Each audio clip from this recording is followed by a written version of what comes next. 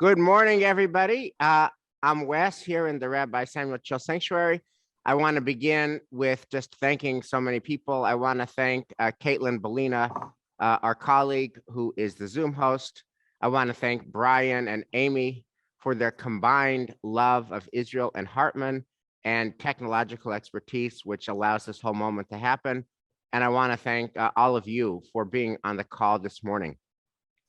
What I'd like to do is just spend 1 minute framing this. This is the conversation we're having today and that Danielle and Yossi had on the podcast is literally the oldest conversation. It's the newest installment of the oldest conversation. It's the freshest installment based on today's headlines of the most ancient conversation in the Jewish sacred canon. Literally. If you open what's the first verse of the Jewish people? Like, what's the first sacred verse? The first of the Jewish people? It is Genesis 1:1. That's our first verse. First verse, Genesis 1:1. Bereshit bara Elohim et hashamayim ve'et haaretz. In the beginning, God created the heavens and the earth. And Rashi, the commentator who lived in France from 1040 to 1105, Rashi's first question is, why does the Torah begin that way?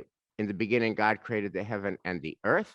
And Rashi's answer, it's the first Rashi, literally the first Rashi, is the Torah begins here because it is going to happen that the world is going to say to the Jewish people, listim atem, you are thieves because you are now living in Israel.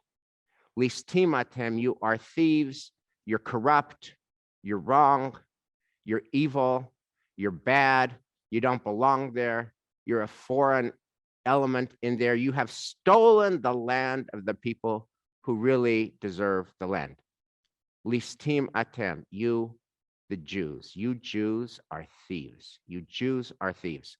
Rashi's first comment is that the world is going to say over and again, you Jews are thieves. And Rashi's question is, how do we answer that charge? He gives an answer. His answer is not our concern now. But the Amnesty International report is basically, listim atem, you Jews are thieves. And it's the freshest installment of an old charge. Now, here's what we're doing this morning to frame it out. We're doing something that, at least in my own experience at the temple, we've never done before. This is a bit of an experiment. We're running an experiment, which is we are going to collectively listen to about 20 to 22 minutes of the podcast, and we're going to do it together. I'm assuming that most of you have already heard it. You don't have to have heard it, but most of you have probably heard it. And we're going to listen to it again. And that's valid reason. That's valid to do because the Talmud says famously, you cannot compare somebody who has learned something 101 times to somebody who has only learned it 100 times. Learning it 100 times is only learned it 100 times. 101 times you get something else out of it, something that you didn't see the first 100 times.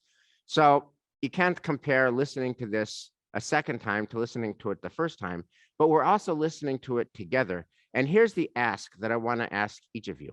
We all obviously care a lot about Israel, and we all come to this moment with a lot of convictions.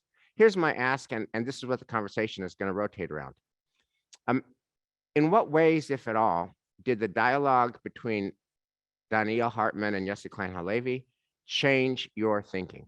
My ask of each of you is an open mind, and I define open mind as you heard this conversation, you heard this debate, you heard this spirited, principled disagreement between two people who know and love Israel, and somehow it changed your thinking. And I'm going to be asking in the conversation, the delta. What's the change that this conversation has had in your thinking about this very ancient question? So with that, Brian, if you can settle in for about 22 minutes. When we're done, if you would like to speak, chat to Amy Klein that you would like to speak. Amy will call on you and we'll get the conversation going. Thank you all.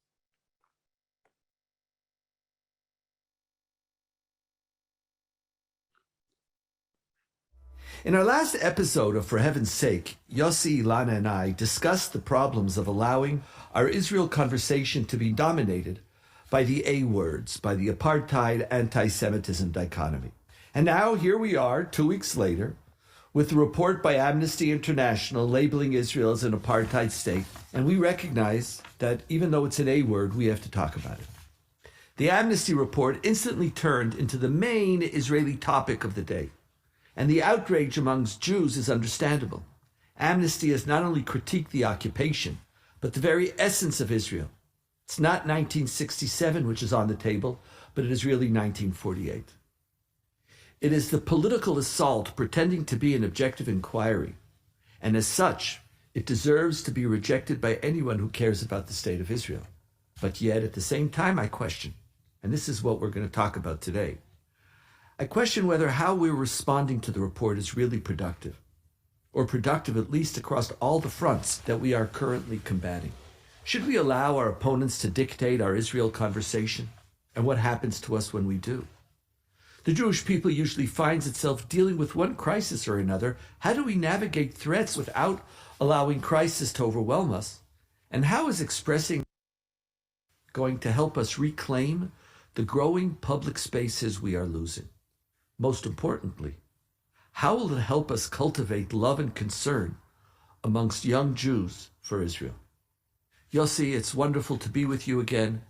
And most people who talk about it haven't read it, all 220, I think, pages of it. I think the purpose of the length is to sort of make sure that you don't read it. But you're it's like, but you want to, before we do an analysis of, let's just, what's the document as you hear it?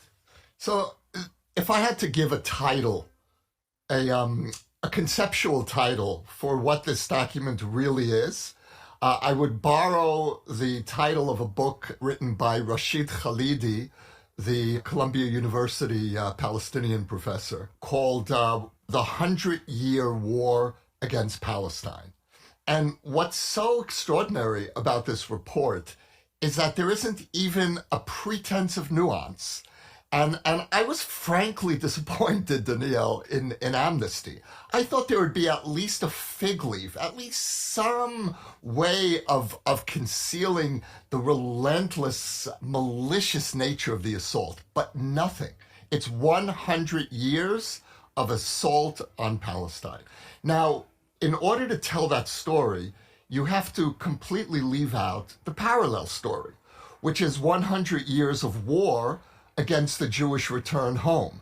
This is a conflict that's really about both of those stories.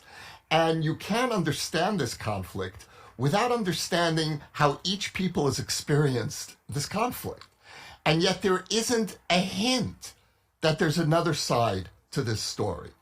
1948, 1967, they just happened. There was no Israeli peace offers ever. There wasn't a partition plan for there's no context. Zero. Let me give you, though, one small example that I know from my personal experience, which will tell you something about not just the enmity behind the report, but the lies and the sloppiness. They have a line here where they talk about the Israelis who live in the post-67 East Jerusalem neighborhoods. 225,178 Jewish Israelis live in these apartheid neighborhoods, as they're characterized in the report. Now, I live in one of these apartheid neighborhoods, and in my building, and I've said this on at least one of our previous podcasts, literally half the families in this building are Arab Israeli. Now, there are hundreds of Arab Israeli families living in French Hill, in Piskat Ze'ev, post-67 neighborhoods. But you won't get any sense of nuance. There's no discrimination here. And so that's just my little corner of reality that I came across, on page 14 of the report. So reading this, and one last point, Danielle, which is reading this report should have been an acutely uncomfortable experience for an Israeli. It should have been a credible account of the moral toll of occupation, where we have failed, what we need to own. But the report is so relentlessly one-sided. It's such a sustained assault that there isn't any room for self-reflection here. And all one can do as an Israeli is push back and defend yourself. But don't you, Yossi, I hear you. And I felt it right when I was reading the executive summary, because I read every word of the executive summary. I got tired of reading all the rest.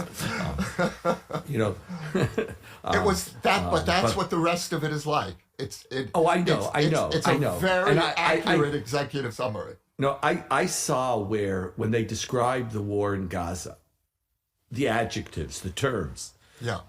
From the beginning, you literally felt it was almost a blood libel. The language itself, it was, as you said, it was so unnuanced. It's just here you had Palestinian militants, I don't even know if they called them militants, I forget the exact word, fired. It was like, here it was 3 words, and then there were 4 sentences on Israel's onslaught. It was just, like, as you said, they weren't even trying.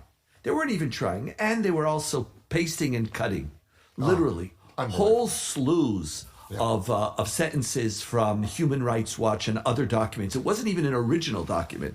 It literally is the same clear move. So I'm with you. And again, I'm going to use another A word. It smelled anti-Semitic almost in its use of adjectives. But so you and I just said what we said, and now a bunch of Jews are going to feel really good. They're cheering. But who's listening, Yossi, to this critique? The fact is that this is a serious mainstream organization. You can call them anti-Semitic, but no one's listening. And you must be very, I'll pretend as if it's you for a second, You must be very frustrated. Now, you and I, we don't disagree on an analysis of the report, but sometimes we disagree on what we should do about it. So here, we started with your analysis. Has anybody who doesn't agree with us already checked out? Is it effective? Are you frustrated? Because here it is, there's a document that you want to say no one should even be listening to. But the fact is that people are. Look, of course I'm frustrated, but I think there are 2 questions that you're raising.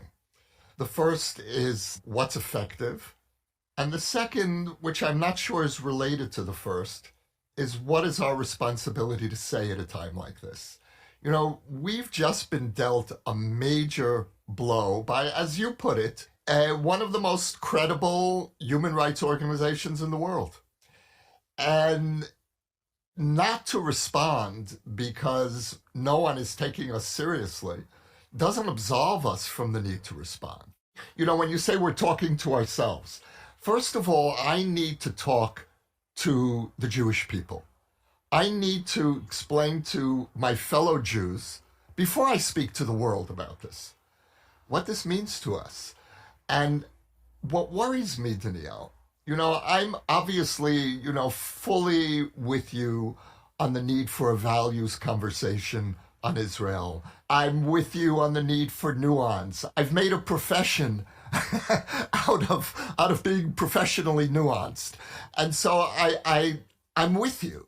But there are certain moments in the life of a people when you have to just cry out in pain and outrage.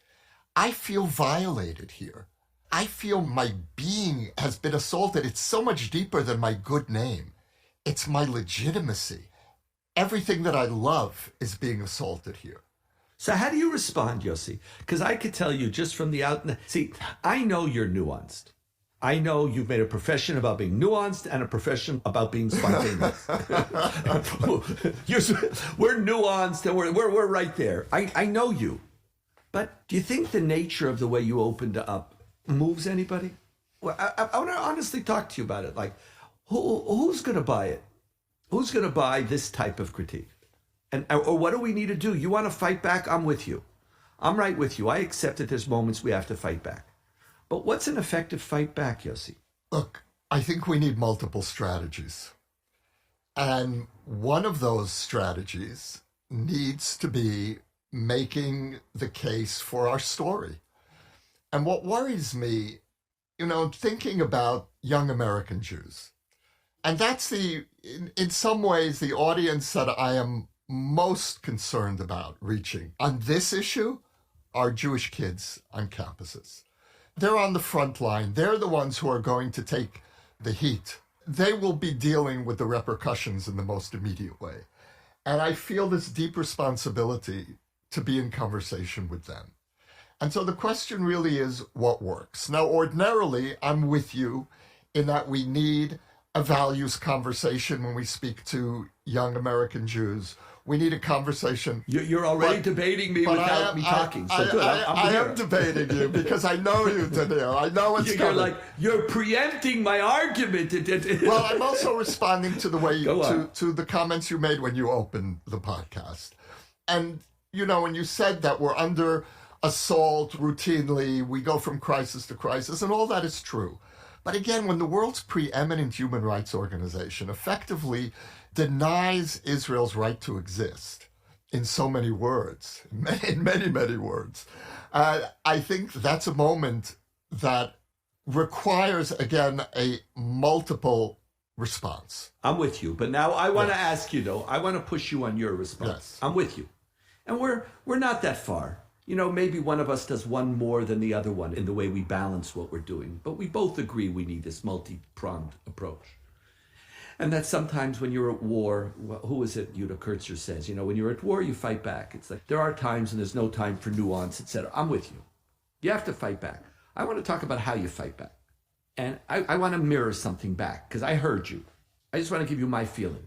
I'm a really strange person. I know that. I'm 63-year-old liberal Orthodox Zionist, and I think I'm a millennial. like I have this, I think I'm whatever. So listen, my little fantasies, what do you care? It is nothing to, it's just whatever. But I can just tell you, when someone starts by telling me, it has no nuance, it doesn't have any context, you've already lost me. What about what happened to us?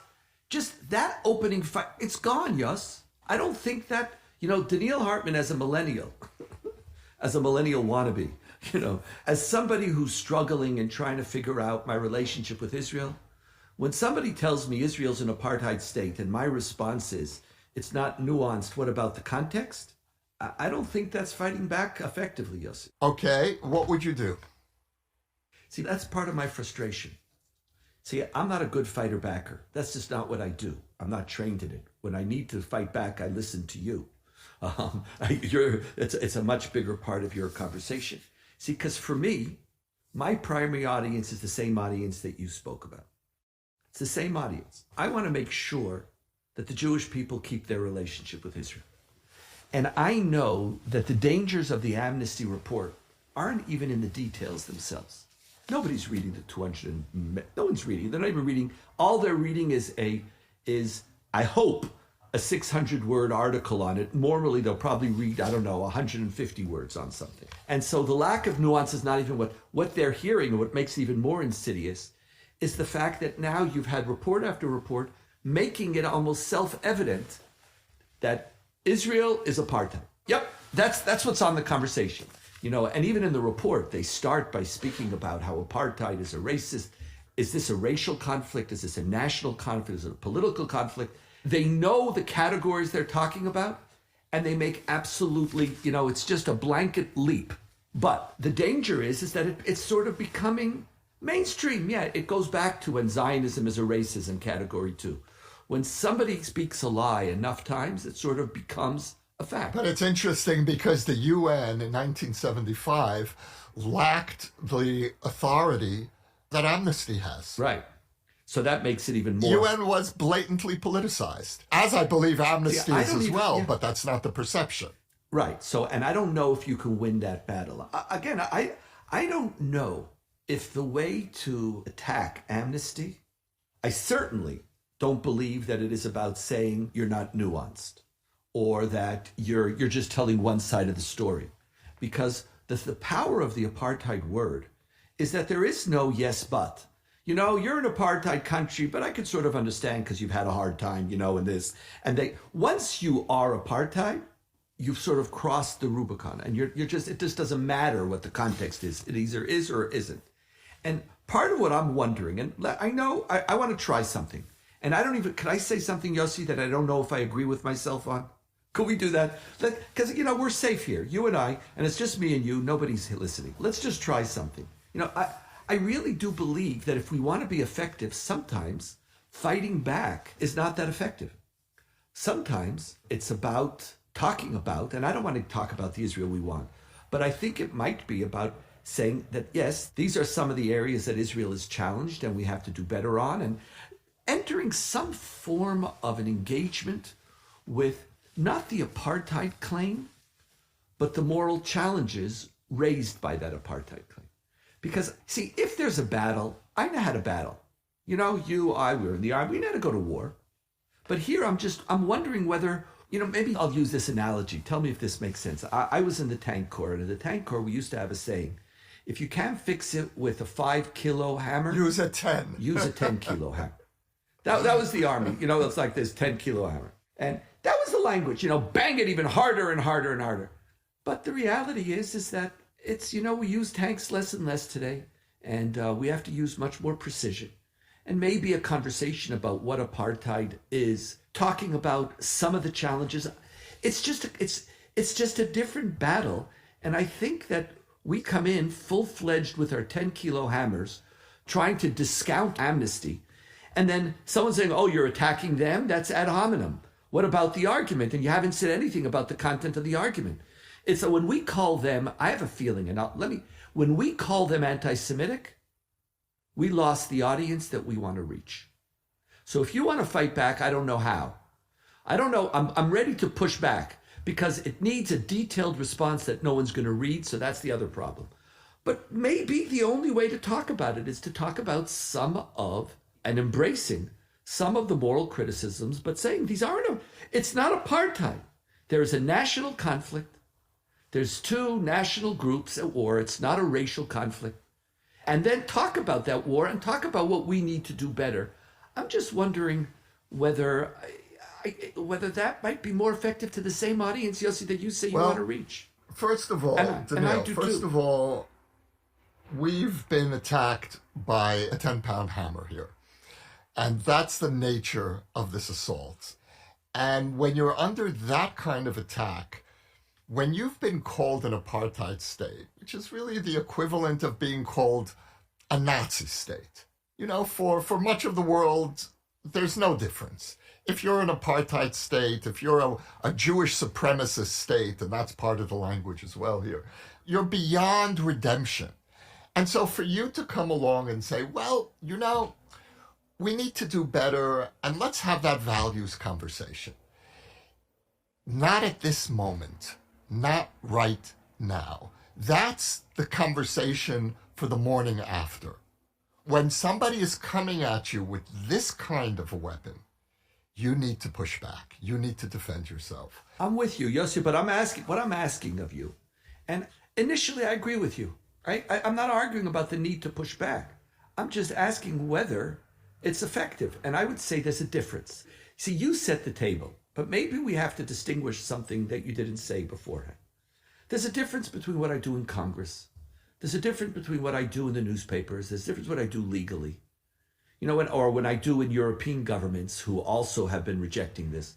There, I just need to fight back. But when I'm talking to Jewish audiences, is what you said your primary audience. So it's not a fight. That's the problem, is we're confusing it. That group, the minute you start to fight, you'll see. Okay, so look, where I agree with you is that the language of anti-Semitism is not effective, even though I think a case can be made. I said it myself. Yes, I almost want to take it back. But I literally felt when I was reading this document, I was reading it, I literally felt this was a blood libel. Yes. I felt the insidious nature of the words, the adjectives, the way sentences were constructed. But I can talk to you about it, and you'll always agree with somebody who's going to say, this is my you and I will always meet there. But I know that the minute I talk that way, there's a group of people who aren't going to listen. It's the same old defense. I accept that. But what I think we need to start teaching ourselves and urging American Jews and Jews generally, Israelis, to begin adopting is a two-pronged language. We need to be speaking two languages simultaneously about Israel. The first language is an unequivocal pushback against those who would turn us into the world's worst country. Now, bear with me for a moment here, Daniel. This report was issued on the eve of the Olympics in Beijing. Now, if you are the world's preeminent human rights organization, wouldn't you use this strategic moment to issue a report on China's treatment of the Uyghurs, which really is documented genocide? Why would you waste this moment against a small country in the Middle East? There's something that's so outrageous here in the move to criminalize Israel that we need to learn how to speak in that language unequivocally, with unequivocal outrage. But that's only half of the language. There's another language we need to speak. And the other language is the language that you're talking about. But your language alone, without the outrage, is inadequate. I accept that. It comes out weak and in a way that you don't want it to be. You don't want it to sound apologetic, but it comes out that way.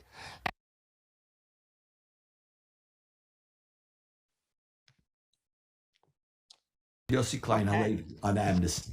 No one's going to.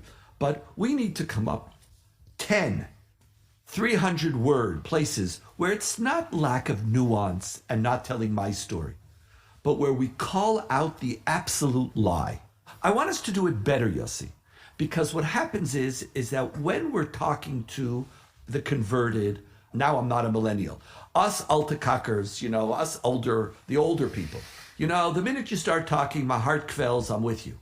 But if you want to get a group of people who aren't necessarily with you, we have to be much more sophisticated in pulling apart this, and we can't do it in 4,000-word stuff in 22 pages as to be short brief. A lie. Call out a lie for a lie. Find the 10 best lies, Yossi, or the worst lies. And that way, not just assuming, and that's when it goes back to what you said, when we just call them anti-Semitic. Yeah, no, I'm totally with you on that. That's not useful. So let's get better. But from calling them anti-Semites to a values conversation, there's a wide spectrum in between that we need to explore. I'm with you on that too. Last thoughts, Yossi? Yeah, I actually think that was terrific, Ilana. I think that among the three of us, we've come up with 4 languages here. We just keep going up to 3. But 4 avenues of defense and offense. The first is yours, Ilana, a language about how defamation of the Jewish people works. The second language is something that you mentioned, Daniel, a language defending ourselves specifically against accusations, proving where those accusations aren't accurate. The third is my favorite among the 4 languages, a language of moral outrage against those who would defame us and criminalize us. And the fourth is a language of moral introspection, looking at our own flaws, looking at the policies we need to adopt. And so I think what we've really come to here is a nuanced and multifaceted approach.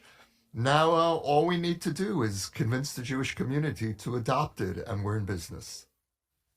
You see, I actually think there's a fifth. Is it the language of Eliyahu? It's Elijah's language? All jokes aside, I think that if we're calling everything a language, it's not just moral introspection. I think it's about policy improvement. It's that when you wake up and you get a report like this and now you want to defend yourself, well, I'm sorry, you can't.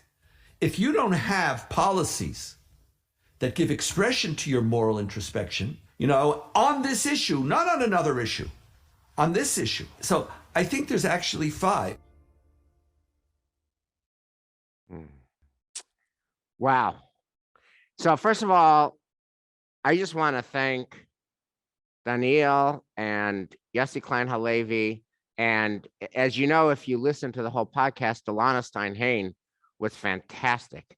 And her core talk was about the difference between legitimate critique, which she calls tochacha, hocheach tochiach eramatecha from Leviticus. It's good to critique somebody in a way that could legitimately help them enhance their own behavior. And what she calls defamation, motzi shemra, where you were just sliming somebody as a gesture of hatred. And Alana talks about how in that tension between legitimate critique, tochacha, and defamation, motzi shem ra, the Amnesty report is entirely on the side of defamation. And that it's shocking to many people, many Jews, particularly of a certain age, who think Amnesty International must be all good, all progressive, all legitimate. It's really hard to realize that they're filled with anti-Semitism.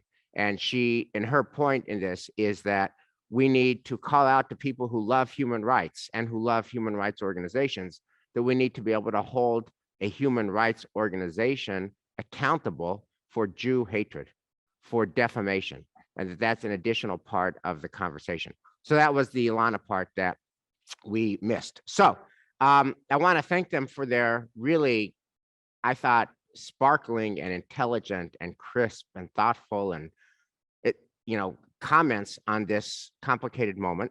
And here's the question that I want to ask all of you and invite the conversation around. Not what do you think about Amnesty International report, and not who do you think got the better of the argument. Those are interesting questions. That's not what I want to focus on. What I want to focus on is the delta, the change that did listening to this conversation between Daniel and Yossi Klein Halevi and listening to Alana, if you happen to have heard it beforehand, did it change your thinking in any way? And if so, what is the nature of the change? So let me, again, invite people who want to add to this conversation now. Write in the chat function to Amy, and I would love to call on you. While we're waiting for that, I will just share with you, it completely changed, this podcast completely changed my thinking, which is why the minute I happened to have listened to it, I was looking for it. I was emailing and bothering Amy Klein all week. When is Hartman going to come out with a podcast? And the minute it came out, I just thirstily listened to it. And it changed my thinking because I was only speaking the language of moral outrage. I was so morally offended that on the eve of the Olympics in a country that has a concentration camp, they say nothing about China and all this one-sided business about Israel, that I could not entertain the merits of a moral conversation, of a values conversation. I was blocked on a values conversation. And I didn't want to hear language about the Israel we aspire to or the Israel we want to build, or how could Israel be better. I found that offensive in light of the fact that 30s style Jew hatred was now the official policy of this organization. And so it had the effect for me of closing off entirely a values conversation. And when I listened to, I was so deeply with Yossi Klein Halevi, and then I just love it. Daniel Hartman is my rabbi. And when I heard him talk, I just realized I needed to make space for the values conversation too. And then in the end, this idea of the 5 different languages, moral outrage, which is my most fluent language here, appreciating Alana's point about defamation versus critique, and this is defamation, the introspection about the values conversation, and then the policy that we could say we're not apartheid because we're doing policies A, B, C, D, E, F, and G, and then actually have policies A, B, C, D, E, F, and G. This 30+ minute podcast really had that impact on my thinking. So I'd love to hear what impact it had on changing your thinking. Amy, do we have any takers? I will say there are no questions yet, but I'm going to make 2 points while somebody Please. types to me. First is what struck me the most was when Alana says at the very end, it's a little different from what you just said. Alana talks about at the very end, if you're trying to reach people under 40, which was their cutoff for young, you have to first get them to realize that an organization that is so well respected as Amnesty International is, you have to ask the question, is it possible that they would tell a lie about us? I mean, is it possible that they would treat us unfairly? And she says that whole mindset is very different from what you may have been teaching your children all along, which was, hey, we're powerful people. They'll be good to us. We can speak up for ourselves. It was a very interesting shift that she had. That was one comment. The other thing that I learned or heard Danielle say again, and I apologize, it may not have been in this podcast. It may have been in the session with Gil Pruse during the week. If you speak only about moral outrage, no one is going to hear you. That as soon as you start focusing only on moral outrage, I guess he says it here about anti-Semitism. You yell anti-Semitism, they've stopped listening to you. And so, I guess that's what I took away from it. I'm now going to tell you, Mark Pozdansky has a question or a comment. Yeah. But before we call him Mark, Amy, I just wanted to comment on your comment. I think that Danielle's point is so really helpful for Temple Manual, because when I think about the voices of Temple Manual that I have heard, the loudest voices, right? They're all moral outrage and legitimate moral outrage about the anti-Semitism of the report for all those reasons. And when you think about Rob's talk, when you think about the Talmud conversation, when you think about all the emails that we've all been exchanging, it's all that moral outrage. But then Danielle's point is, we don't want to be giving ourselves goosebumps and felling from our own moral outrage that we share, but we want to be persuading the unpersuaded, namely our children. We want to be persuading the unpersuaded, namely our grandchildren. And if moral outrage is not working for them, it just does not work for them, then we need to develop a different kind of argument in addition. So with that, Mark Poznansky, love your thoughts. Yeah, hi, thank you for this opportunity. And obviously, like probably many people on the line, we're eager to engage in discussion. But I would just say given your question focused on how did it change my thinking listening to the podcast, was the point that given what's said up front, that this was as close to you can get to modern blood libel, Jews killed Christ, the Jews collect blood from Gentiles to put in matzah, Passover, the protocols of the Elder of Zion, and now the Amnesty International report. To speak 260. The concern I have is the lack here in this sort of comfortable Zoom conversation and very traditionally Jewish sort of Talmudic discussion of the urgency of now that people like Martin Luther King talked about. We are desensitized by a continuing pressure of our existence, whether through directed anti-Semitism or Amnesty International's report, that leads us to think, well, this is just another one, and we've got time, and they'll be just, they're turning the screws, but the screw wasn't that tight, and we can discuss and have 5 different languages. There's an urgency of now here, and I think the focus that I was glad to hear was on teaching to the young. My son at a very good school in Boston is regularly told by his other kids that his support for Israel represents a red flag to them. Okay, this is like anti-Semitism ongoing. There's a table where he is that's pro-Amnesty International. There's a pro-Palestinian table. There's no pro-Israel table. There's no pro-Jewish table there. And he has to go by this every day. So, this is not time for discussion for another few years and see what happens. This is now. And I'm concerned by the relaxed nature and cheery nature of the discussion. So Mark, I embrace most of what you say, except for the cheery nature of the discussion. That is, I think what they're both saying is that the Amnesty International report that nobody's reading, it's actually 260 pages, not 220 pages. It's not about the 220 pages. It is about the word cloud that this Amnesty International report creates and strengthens and deepens around Israel, which is Israel equals apartheid. You don't need to read the 260 pages. And then it becomes morally embarrassing to support Israel when you're outside of Temple Emmanuel and other safe Jewish spaces. When you go to, whatever university you go to, or when you're in your high school club and you're a Jewish kid who loves Israel and gets Israel, it becomes morally embarrassing to support Israel, which is racist, which is apartheid, which is guilty of war crimes, which is guilty of genocide. That is a lot to put on young Aviad Poznansky's shoulders when he's at a school with a whole. It's not just a Jewish space, and it's not a safe Jewish space. And now he is supporting a state and a philosophy of Zionism that is broadly word clouded with racism, genocide, apartheid, evil, Nazi. That's a lot on Aviad's shoulders. That's a lot on all of our shoulders. So I get that. There's nothing insouciant, casual, or cheery about that conversation.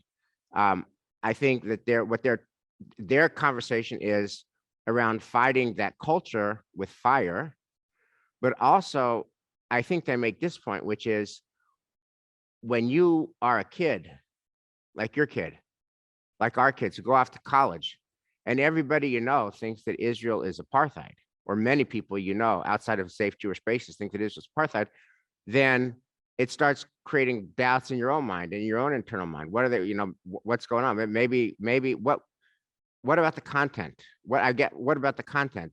And that we have to actually be able to talk to that as well. Aviad's problem is not just the Gentile context in which he lives. Aviad's problem is that most kids that he knows in high school and college are going to share these thoughts, and that can trigger doubts in all of our children. And so we have to be able to speak to that as well. Not cheery or insouciant, serious as a heart attack. Next question, thought or comment from this group. Emmanuel Sachs. Who's that? Yes. Yes. Hi, thank you so much. I'm actually going to read a very short piece that I wrote so that I say it as effectively as possible. I loved the podcast, and as I was listening to the discussion, my thoughts went to the concept of the big lie, especially the most effective type of big lie, where there are in fact tiny aspects of truth, which are then distorted into the big lie. Arguably, Hitler invented the modern version of the big lie in Mein Kampf. The Amnesty big lie is a total lack of balance and perspective. But I also reflected on the intersection of two thoughts. One, the repetitive nature of attacks on Jews, which come when we are successful. Sure, we've been attacked even when we were struggling, but a special category is when we are successful. Our treatment by the Egyptians was stated as being due to our success and the threat this represented. Of course, I'm referring to the biblical treatment. The second point is my instinctive uncomfort with the sense that remaining in limbo on the Palestinian issue is okay. That we can, as I've heard said, periodically, quote, mow the grass. That the Israeli military has unparalleled capability in the region, including nuclear, and so we will be okay. I came out thinking that our response to Amnesty should be to call out big lies, both generally and this one specifically, which is to say that we have to acknowledge that there are some shreds of truth in the Amnesty report, and that perhaps we have grown complacent in some ways. Yet these shreds of truth have been grossly distorted into a big lie. But there are other big lies that are tearing our country apart. There are big lies elsewhere in the world as well. By elevating the conversation to include other big lies, we lend credibility to our argument about the Amnesty big lie. There's also real science to be done on the big lie, encompassing psychology, political science, and especially an understanding of the modern media. We can make a real contribution to humanity, which also helps our own case, and make it in a way that may appeal to our own young people. Thanks for listening. Ellie, thank you for that.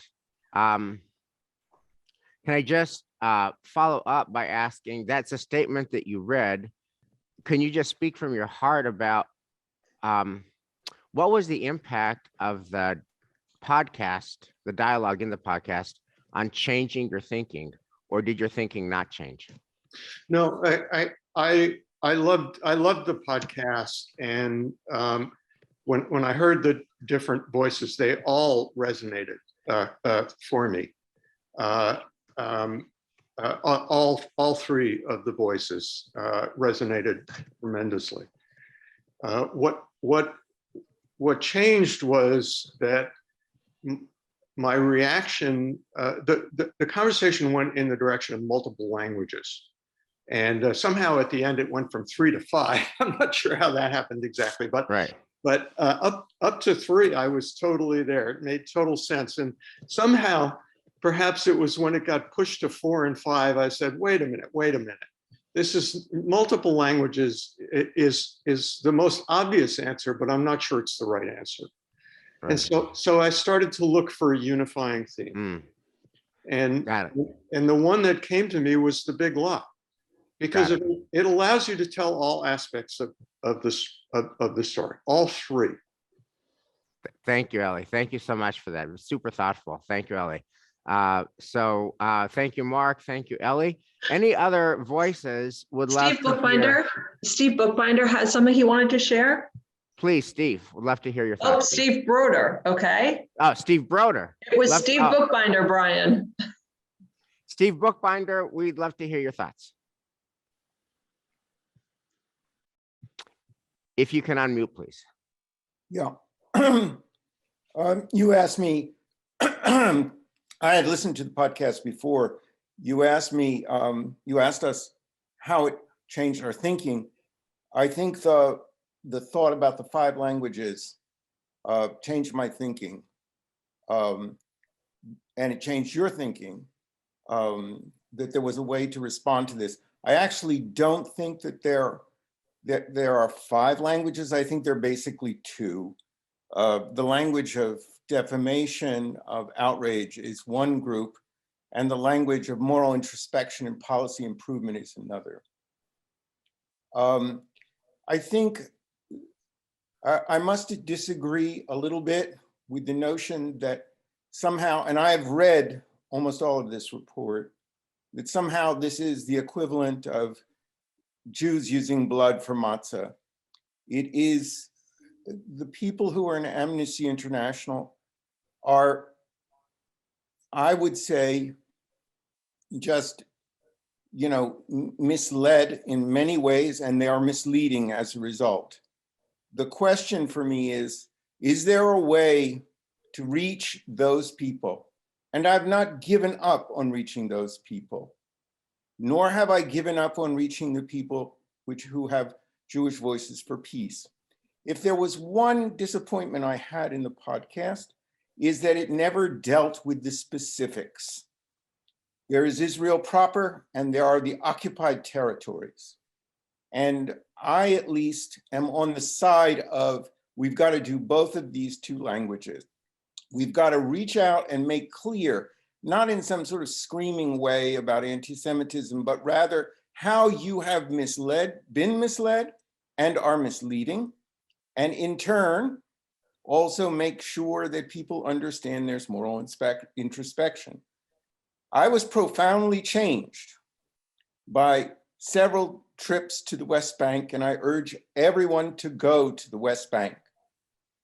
It is not surprising if you travel to Eish Kodesh, to a hilltop settlement, which we did with Hartman, and to Rechelim, settlements that have been on expropriated land where you travel on separate roads, that someone can have the impression that there is something called apartheid on the occupied territories. This is not Steve Bookbinder's opinion. This is Ehud Barak. This is Ehud Olmert. This is also the opinion of even Arik Sharon. And going back to 1968, Yeshayahu Leibowitz, who said, once we become an occupied territory, there is a toll, a terrible toll, as Danielle said. So for me, the question becomes, what is the right time to do both? And it is damn hard to do both. Moral introspection and also to engage with those people at Amnesty International and to engage with young people. Constant talk about millennials. I'm not confused, but I hold opinions that are not shared by perhaps some of my peers. And there are others like us. So I'd just like to say, I thought it was a great conversation. It leads us in a new direction. And my question is, what are we going to do about trying to engage people who really are misled? Yeah. So Steve, I'm with you. I'm always with you, Steve. As you know, I love your voice and I love your values and I love your heart and soul.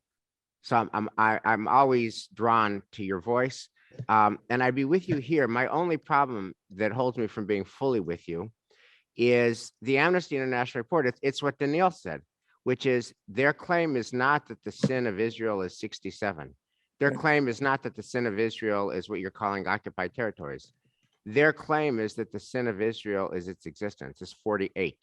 That's a big paradigmatic difference. If the sin of Israel is 67, we can have your conversation. If the sin of Israel, so to speak, sin in quotation marks, is 48, what they're really saying is we have no basis for existence. That is the point of view of this report. That's listim atem. That's the first Rashi on the first pasuk. You're thieves for any of this land. Jews just shouldn't own this land. And to claim otherwise is morally embarrassing. That's the word cloud associated with this. And then it gets very hard to have that 67 conversation when they're claiming that the sin is 48. But right, that's why it's so complicated. I wanted to just I agree. Yeah. I just want to say, I agree with you totally. My point is that, is there a way to engage with Amnesty International to make sure that they understand what is really so disturbing to the vast majority of Jews, and Right. what it is that we're also trying to do about the other parts? And the only part I disagreed with today in the conversation between Yossi and Danielle was they never got into the specifics of how do we make sure that we proceed further. Thanks for letting me speak. Thank you. So here's I want to bring this to a close with the name that came to my mind both the first and second time that I heard this, and with an invitation. The name that came to my mind the first and second time I heard this was our member Gary Oren, who teaches a class on persuasion at the Kennedy School. And if you've Gary taught this to the lay leadership of the synagogue a few years ago. And his very first principle, Gary's first principle, is know your audience. That's the first principle. Know who it is that you are talking to. And I thought a lot about that in connection with these multiple voices. And by the way, I like two voices much more than five: the voice of moral outrage and the voice of moral introspection. And I think keeping Gary Oren's first principle in mind is really helpful. That is to say, both voices are important. And the question is, who are you talking to? The second thing I would say is, I cannot recommend highly enough for what's now, what's the next step? 3 magic words: go to Israel. Go to Israel on our Hartman trip this year. I'm going to Israel on our Hartman trip this year. I was just in Israel for personal reasons to see my 94-year-old father. But Hartman is going to be in person this year. As you know, it's been 2 years since the last 2 years was online.